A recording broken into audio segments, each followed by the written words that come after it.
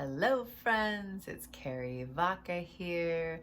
Thank you for tuning in to my YouTube channel. If you feel called, please like, subscribe, share, comment. All of these things help me to get these videos into the hands of people that could benefit from them. So the more activity they get, the higher the algorithms, and so when people are searching, they can find these videos. So thank you in advance for that. If you don't know, I'm Carrie Vaca. I have been healing a stage 4 cancer diagnosis since May of 2016. It's been 4.5 years to date. I am currently tumor-free. I have been tumor-free for more than 2 years, 2.5 years. It's been a long time. I am thriving with metastatic breast cancer. I was diagnosed with stage 4 cancer as my first cancer. I had a breast tumor as well as all the metastatic cancer was in my liver.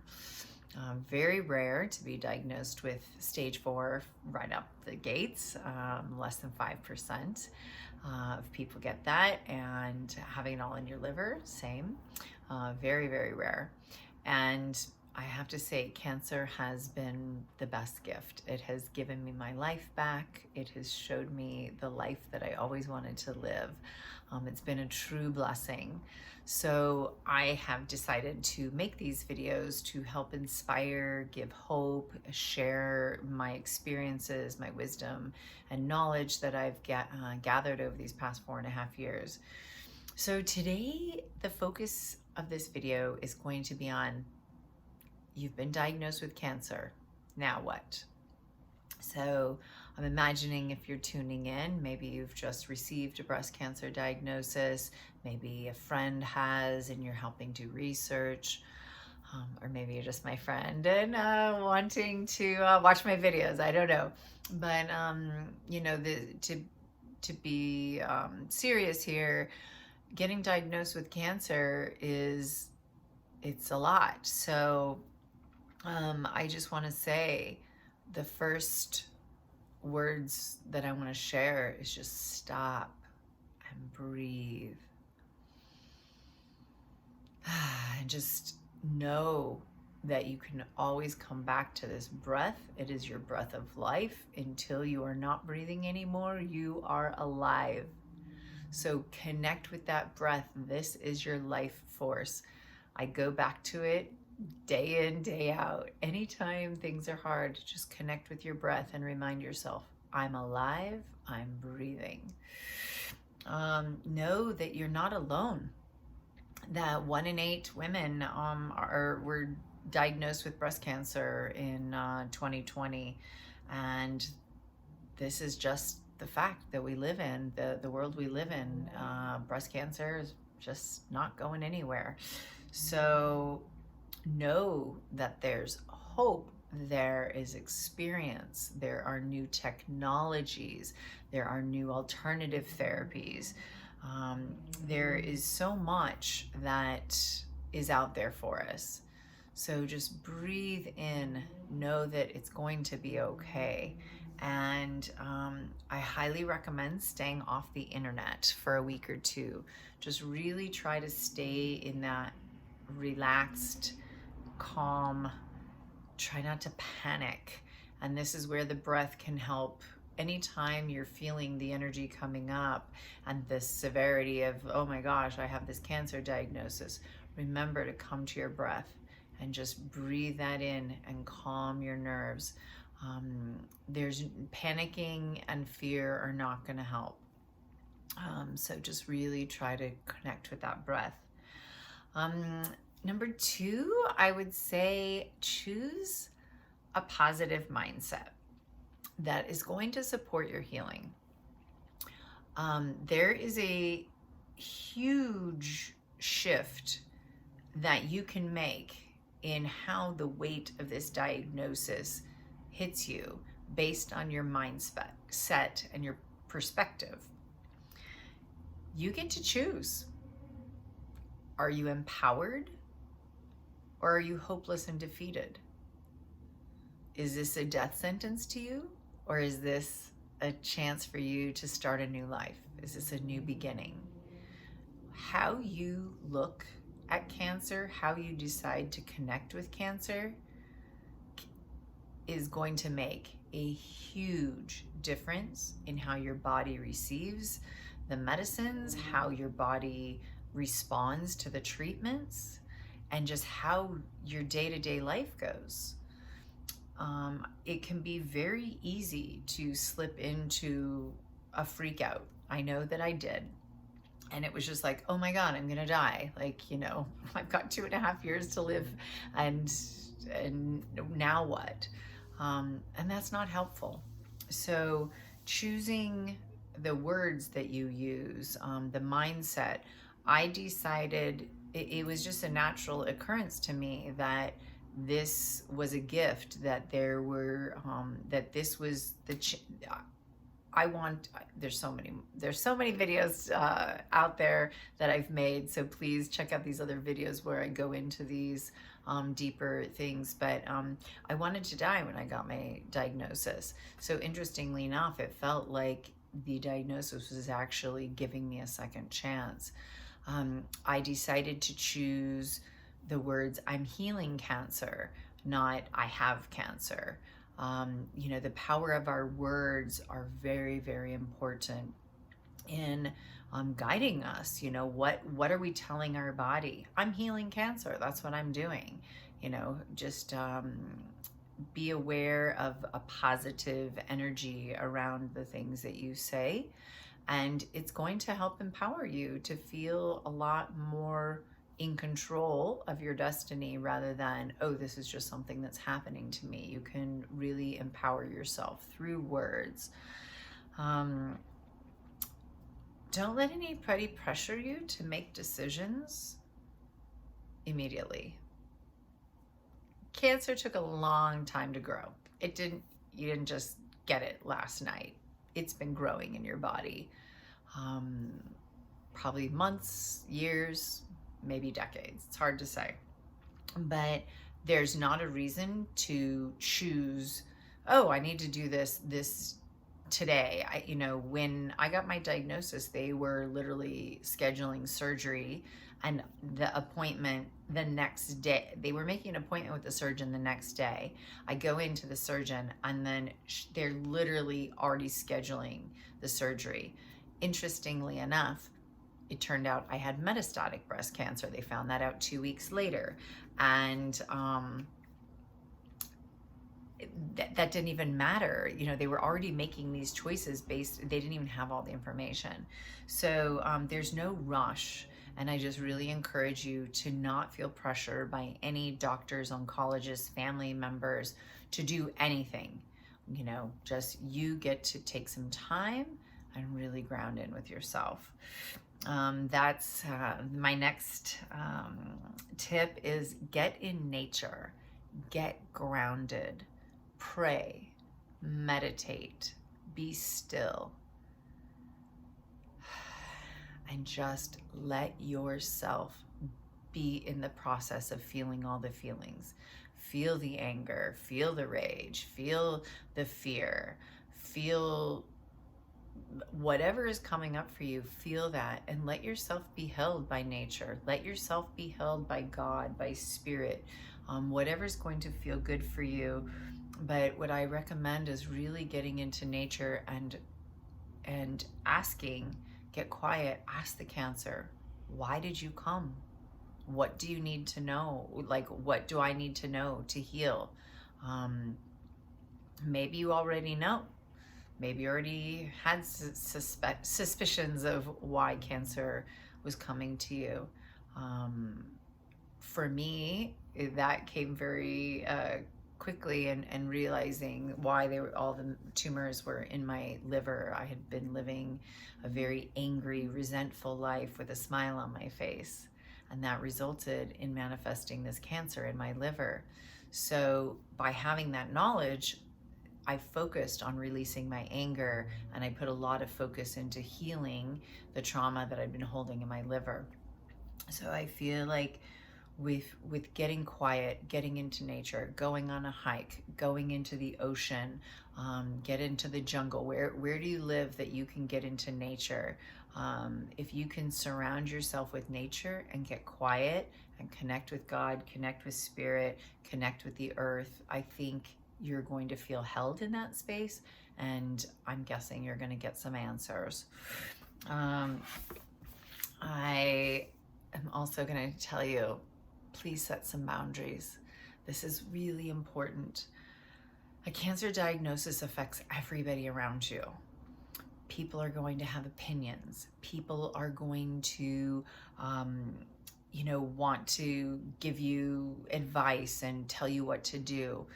It's very important to set boundaries around what feels good to you. How do you want to be supported? Hey, maybe you want a week with nobody calling or texting you. Maybe you want your friends to come over and spend time with you. Ask for what you want and set boundaries where in the places you don't, that you need to set these boundaries. I had to tell my dad, hey, you have to stop looking at me like I'm dying. You have to stop looking at me like you're afraid, because that is hurting me. That's not helping me heal. I had to set boundaries with people that were taking energy from me and deciding like what felt good, what didn't. People wanted to make food for me. I didn't want people to make food for me. I wanted to eat the foods that I knew that I had control of.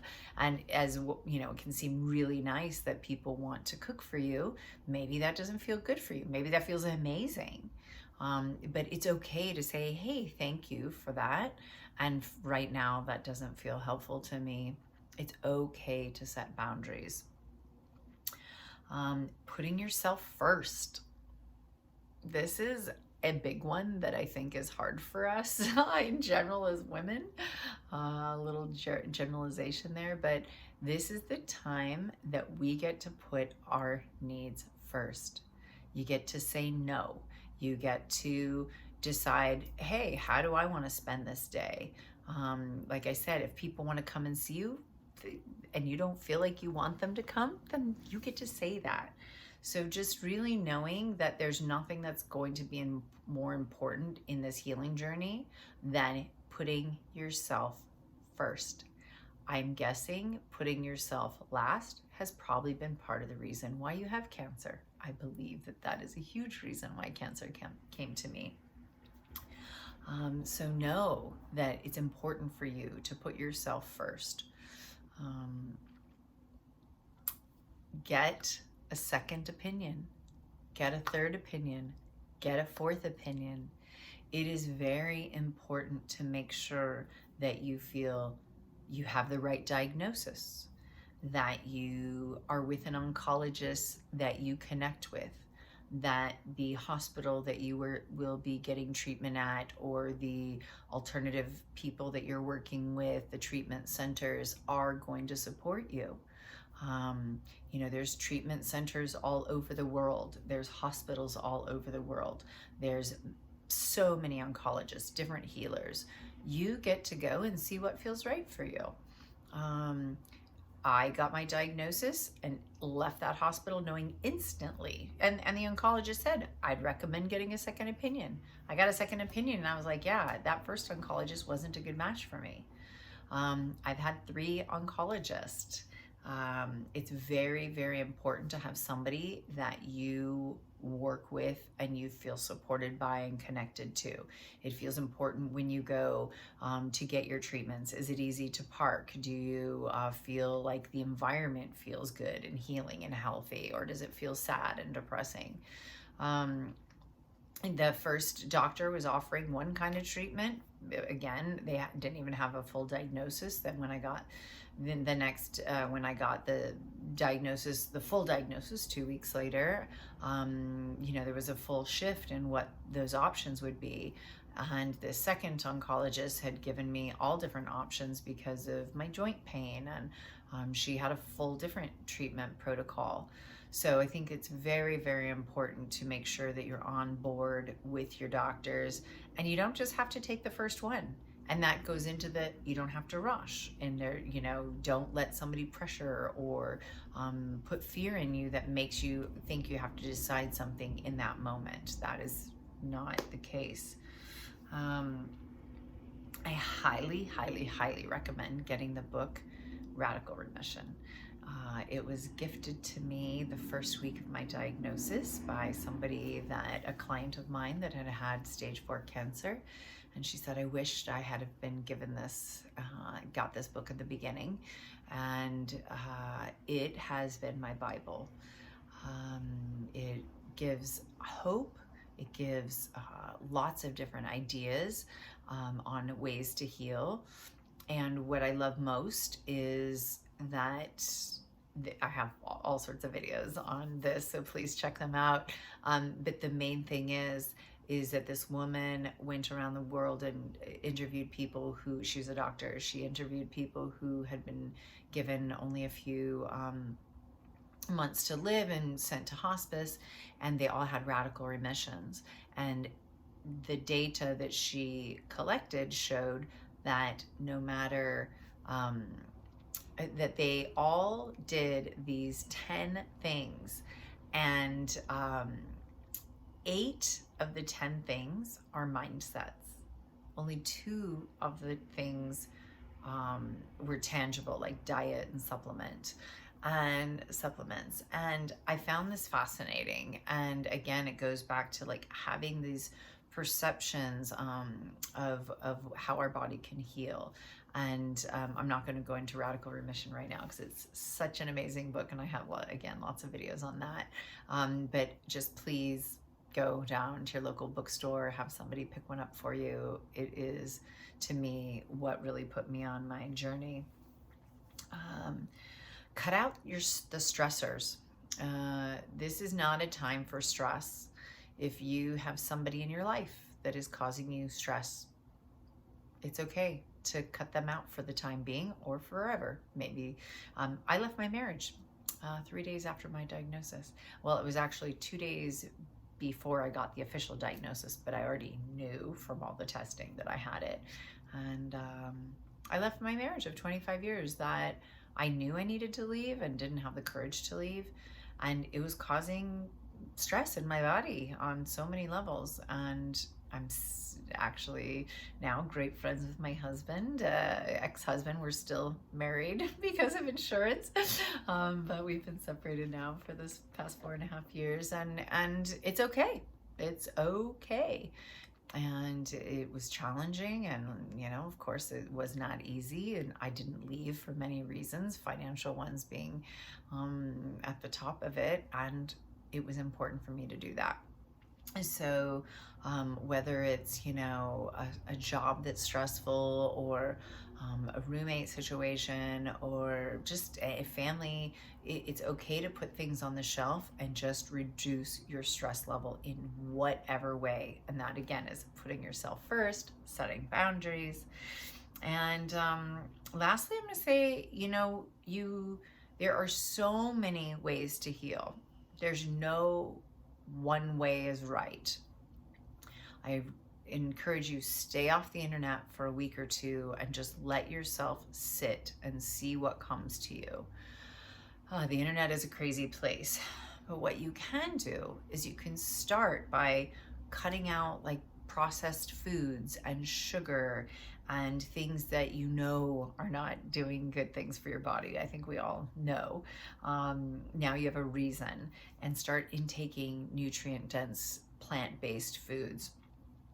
You don't have to go crazy with your diet. I know that that's a place that we can just go down all these rabbit holes. What's right?